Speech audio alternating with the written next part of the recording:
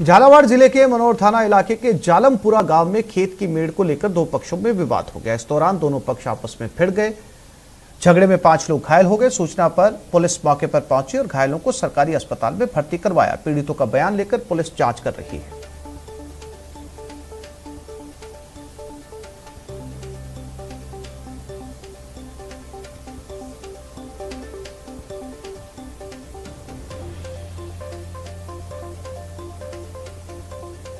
सिरोही जिले में पंचायत राज चुनाव की जंग छिड़ चुकी है। दोनों ही पार्टी के उम्मीदवार आमने सामने खड़े हैं। दोनों ही पार्टियां अपने प्रत्याशियों को जिताने के लिए हर कोशिश में जुटी हुई हैं। कहीं कहीं पर निर्दलीय प्रत्याशी भी पार्टियों के उम्मीदवारों पर भारी पड़ने लगे हैं। दोनों पार्टियों को बागी खुलेआम चुनौती दे रहे हैं। कांग्रेस के बागी बगावती नेता बीजेपी का दामन थाम रहे हैं। कांग्रेस के 3 पदाधिकारियों ने बीजेपी का दामन पकड़ लिया। ये खुलेआम बीजेपी को जिताने के लिए जनता से अपील कर रहे हैं। आबू पिंडवाड़ा विधानसभा क्षेत्र में टीएमसी का मुद्दा गरमाया हुआ है, क्योंकि पिंडवाड़ा आदिवासी क्षेत्रों को टीएसपी क्षेत्र घोषित नहीं किए जाने से लोगों में भारी नाराजगी है।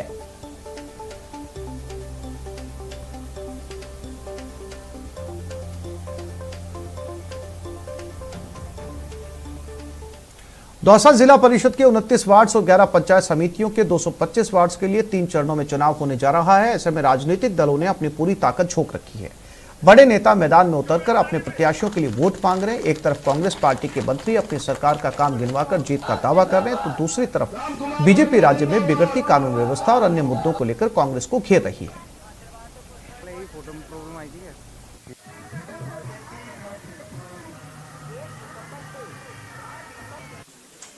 देखिए, पंचायती राज के चुनाव हैं और दौसा जिले की सारी पंचायत समिति हम लोग जीतेंगे। जिला प्रमुख हमारा बैठेगा। जो 2.5 वर्षों के अंदर राजस्थान सरकार ने कार्य किए हैं, चाहे कोरोना मैनेजमेंट का कार्य हो, चाहे दौसा जिले के अंदर विकास की जो गंगा बहाई है, चाहे कॉलेज हों, चाहे पंचायत समितियां हों, चाहे स्कूल्स हों, चाहे रोडें हों, बहुत तरह के कार्य इस तरह के मील के पत्थर साबित होंगे और जनता हमारे विकास कार्यों पे, हमारे मैनेजमेंट पे मोहर लगाएगी। पंचायत चुनाव में अधिकतर सब जगह ही कांग्रेस हमारे यहाँ विजय रही है और इस बार मोदी से आमकर किसान परेशान है, मजदूर परेशान है। जो सरकारी कार्य प्रणाली है, निश्चित हमारे दौसा में हम अधिकतर सीटें जीतेंगे। भारी बहुमत से कांग्रेस विजय प्राप्त करेगी, अपने जिला प्रमुख बनाएगी, अपने प्रधान भी बनाएगी। हमारे सभी कार्यकर्ता लगे हुए हैं, सबने सामंजस्य टिकट वितरण का काम हुआ है। मुख्य मोटो ये है कि हमारे प्रधान और जिला प्रमुख कांग्रेस के बनेंगे, ये हमारा मुख्य मोटो है। और लोगों को हमने साफ साफ हमारी जो पिछले मेरी व्यक्तिगत रूप से 2-2.5 साल की जो कार्यकर्ता वो हमने बताई है। और साथ ही कांग्रेस की रीति नीति जिनसे गांव का, गरीब का, किसान का विकास होता है, वो सब नीतियाँ बताई है। और हमने अपील की है लोगों से कि कांग्रेस को वोट दें। 6 जिलों में कांग्रेस सरकार के प्रति बड़ा असंतोष है लोगों में। लड़ाई झगड़े बहुत ज़्यादा हैं और मुझे पूरा विश्वास है पलड़ा भारतीय जनता पार्टी का ही बाहरी रहेगा 6 जिलों में। हर पंचायत, हर चुनाव के अंदर मोटो यही होता है कि हमारा विकास हमारा मकसद है। विकास ऐसा जो सभी का विकास हो। जिस तरह की कांग्रेस सरकार ने यहाँ किया, 2.5 वर्ष में जो जनता पस्त हो चुकी है, विकास हो चुका है और यहाँ लॉ एंड ऑर्डर की सिचुएशन है, न यहाँ पर किसी की सुरक्षा है, बल्कि केंद्र की योजनाओं का पैसा है उसका भी यहाँ पर सदुपयोग नहीं होकर के समय पर उपयोग किया। हमारा यही मकसद है। और इस समय हमने देखा कि दौसा जिले के अंदर जिला प्रमुख से हमारी 11 जो पंचायत समिति है उनके प्रधान भी बनेंगे और हमारे सदस्य बहुत अच्छे उससे जनता बड़ी पस्त और परेशान है। मेरी सबसे पहली प्राथमिकता तो मेरी रहेगी गांव ढाणी के पिछड़े और जो गरीब तबके के जो लोग हैं उनका विकास करना। और जब हम प्रचार करने गए, ग्रामीण क्षेत्र में गए, तो हमें पता चला कि वहाँ की जो सबसे जो मूलभूत आवश्यकताएं होती है उनको भी वो पूरा नहीं कर पा रहे हैं। और सबसे जो ज़्यादा समस्या हमें समझ में आई वो है पानी की समस्या। पानी की बहुत ज़्यादा समस्या है और मैं जो सबसे पहले करना चाहूँगी वो ये कि हर घर में पानी पहुँचे, इसकी मैं सबसे पहले व्यवस्था करूँगी। दूसरा, जो मुख्यमंत्री अशोक गहलोत के नेतृत्व में राजस्थान विकास की नई ऊंचाइयों को छू रहा है। इसी कड़ी में मशहूर उद्योगपति लक्ष्मी मित्तल सीएम गहलोत से मिलने के बाद प्रदेश में 19,000 करोड़ रुपए निवेश करने जा रहे हैं।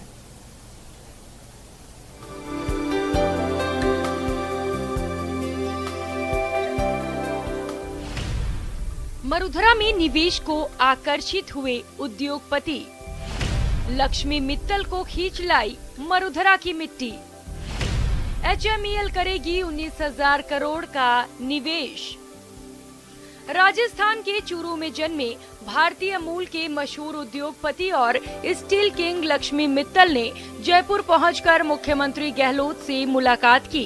मित्तल ने मुख्यमंत्री को बताया कि उनकी एक power sector company Mittal energy limited प्रदेश में 45,000 मेगावाट क्षमता का सोलर पार्क लगाना चाहती है। इस पर 19,000 करोड़ रुपए निवेश की योजना है। हाल ही में राजस्थान में निवेशकों को आकर्षित करने के लिए गहलोत सरकार ने कवायद शुरू की है। सरकार निवेशकों की समस्या का समाधान कर उन्हें निवेश के लिए प्रोत्साहित कर रही है। गहलोत सरकार के नेतृत्व में कई और भी बड़ी कंपनियां, उद्योगपति और निवेशक राजस्थान में दिलचस्पी ले रहे हैं। विश्व के 91वें सबसे धनी व्यक्ति लक्ष्मी मित्तल राजस्थान के चूरू जिले के सादुलपुर के रहने वाले हैं। मित्तल LNM नामक उद्योग समूह के मालिक हैं। सीएम गहलोत से मुलाकात के बाद मित्तल जयपुर से रवाना हो गए। बताया जा रहा है कि मित्तल गहलोत की मुलाकात राजस्थान के निवेश के साथ विकास के नए द्वार खोलेगी। दीपक, न्यूज़ 18 राजस्थान, जयपुर। यूडीएच मंत्री शांति धारीवाल कोटा दौरे पर हैं। आज भी उन्होंने कोचिंग सिटी में विकास कार्यों का जायजा लिया। सुबह शांति धारीवाल अधिकारियों के साथ निकले। यूडीएच मंत्री धारीवाल ने स्टेशन सुभाष लाइब्रेरी से अपने निरीक्षण की शुरुआत की। इसके बाद गवर्नमेंट कॉलेज पहुंचे। आज उनका Antaghar flyover, aerodrome circle, oxygen park, घोड़े वाले बाबा चौराहा, Gumanpura flyover, Chambal river front सहित अन्य जगहों पर चल रहे विकास कार्यों का निरीक्षण करने का कार्यक्रम है। यूडीएच मंत्री के साथ कलेक्टर उज्जवल राठौड़, नगर विकास न्यास के विशेष अधिकारी RD मीणा सहित UIT के अधिकारी भी मौजूद रहे।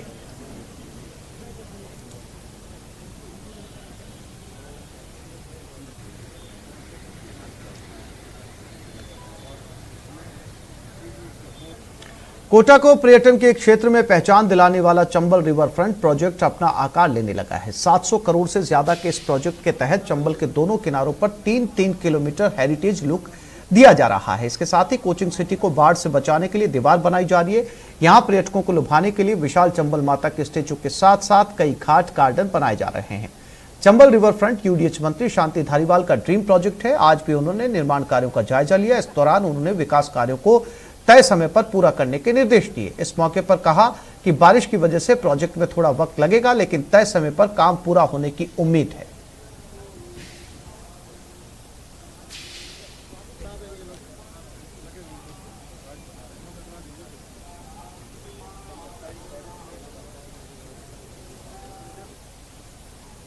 कोरोना की दूसरी लहर का रौद्र रूप झेल चुका प्रदेश का सबसे बड़ा अस्पताल अब आत्मनिर्भर बन गया है। आत्मनिर्भर बना SMS अस्पताल, अब सांसों को मिलेगी फुल संजीवनी। कोरोना से लड़ने के हथियार तैयार। कोरोना की दूसरी लहर का तांडव झेल चुका राजधानी का सवाई मानसिंह अस्पताल तीसरी लहर से टक्कर लेने के लिए पूरी तरह से तैयार हो चुका है। रोजाना 1000 ऑक्सीजन सिलेंडर की जरूरत वाले SMS में अब 7 से 8000 ऑक्सीजन सिलेंडर किसी भी वक्त उपलब्ध रहेगा। अस्पताल में 20 KL क्षमता वाला एक मेडिकल ऑक्सीजन टैंक स्थापित किया जा चुका है, जबकि बाकी 2 इसी महीने के आखिर में तैयार हो जाएंगे। इसी तरह प्लांट JDA, DRDO और भामाशाहों की मदद से 8 ऑक्सीजन जेनरेशन प्लांट भी स्थापित हो रहे हैं। हमारे यहाँ एक लिक्विड मेडिकल ऑक्सीजन का टैंक लगवा दिया है 20 KL का, और 2 जो है बहुत ही अतिशीघ्र लग जाएंगे। तो इसको मिला के कुल 20 KL के 3 जो है लिक्विड मेडिकल ऑक्सीजन के टैंक लग जाएंगे, जो कि पूरे SMS की सप्लाई को 3-4 दिन तक लगातार चला सकते हैं। इसके अतिरिक्त जो है हमने 8 PSO प्लांट जो होते हैं, ऑक्सीजन जनरेशन प्लांट, वो विभिन्न एजेंसियों द्वारा लगाए जा रहे हैं, जो कि इस महीने या के एंड तक लग जाएंगे। SMS में ऑक्सीजन के भंडार के अलावा बेड्स और इमरजेंसी दवाओं की उपलब्धता पर भी तेजी से काम चल रहा है। प्रदेश के सबसे बड़े अस्पताल में करीब 2500 बेड मौजूद हैं। अन्य मेडिसिन और जो भी आवश्यक दवाइयां हैं, उनकी जो है आपूर्ति सुनिश्चित कर रहे हैं हम, उनकी रेट कॉन्ट्रैक्ट और वो सब कर रहे हैं। RMSL से लगातार कॉन्टैक्ट में हैं, तो आने वाले समय में यदि थर्ड वेव आती भी है तो किसी प्रकार की कोई परेशानी नहीं होगी। कोरोना की दूसरी लहर में ज्यादातर लोगों की मौत ऑक्सीजन की कमी के कारण हुई थी। अगर समय पर और पर्याप्त मात्रा में ऑक्सीजन मिल जाती तो शायद सैकड़ों लोगों की जान बच सकती थी। जयपुर को ऐसा भयानक मंजर दोबारा न देखना पड़े, इसके लिए स्वास्थ्य विभाग पूरी तरह से तैयार है। न्यूज़ 18 के लिए जयपुर से सौरभ गृहस्थी की रिपोर्ट। चूरू में एक बहन की जिंदगी 25 सालों से जंजीरों में कैद है। भाई के हाथों पर राखी बांधने वाले हाथ लोहे की जंजीरों में जकड़े हुए हैं। देखते हैं इस रिपोर्ट में। 25 सालों से जंजीरों में कैद लक्ष्मी।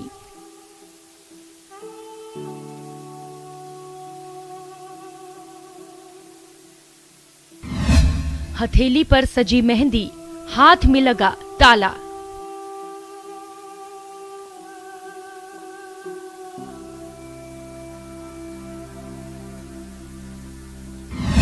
कब मिलेगी लक्ष्मी को जंजीरों से आजादी? 3 साल से या बीमार हो, डॉक्टर पास ले गया, एकदम जवाब दे दियो। ये बाद में आओ यही आता। ये दर्द है एक पिता की, जिसकी बेटी 28 सालों से जंजीरों में कैद है। चूरू के नयाबास की रहने वाली लक्ष्मी 3 साल की उम्र में बीमार हुई और अपना मानसिक संतुलन खो बैठी। परिजनों ने इलाज पर सारी जमा पूंजी खर्च कर दी, पशु, जमीन और सब कुछ बेच दिया, लेकिन लक्ष्मी ठीक नहीं हुई।